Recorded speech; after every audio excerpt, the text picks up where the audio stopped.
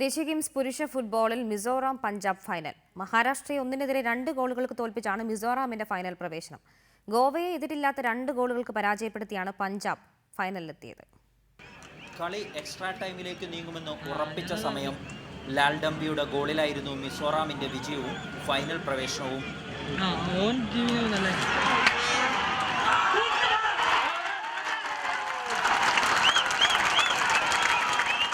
കുറിയ പാസും മികച്ച പന്തടക്കവുമായി കളിച്ച മിസോറാം 49-ാം മിനിറ്റിൽ MS ദൊങ്കലാനിയയുടെ ഗോളിൽ ആദ്യം മുന്നിലെത്തി. പിന്നാലെ മലയാളി താരം ഇർഷാദിലൂടെ മഹാരാഷ്ട്ര ഒപ്പം പിടിച്ചു.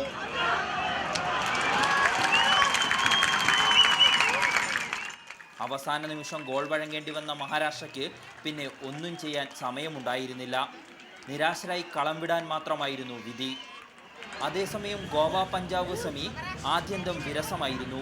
29-ാം മിനിറ്റിൽ അജയ് സിംഗിലൂടെയായിരുന്നു പഞ്ചാബിന്റെ ആദ്യ ഗോൾ.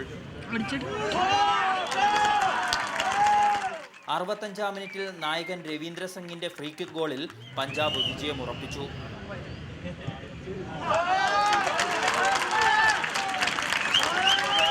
തിങ്കളാഴ്ച വൈകിട്ട് 7-നാണ് പഞ്ചാബ് മിസോറാം ഫൈനൽ. KR സാജു, റിപ്പോർട്ടർ, കോഴിക്കോട്.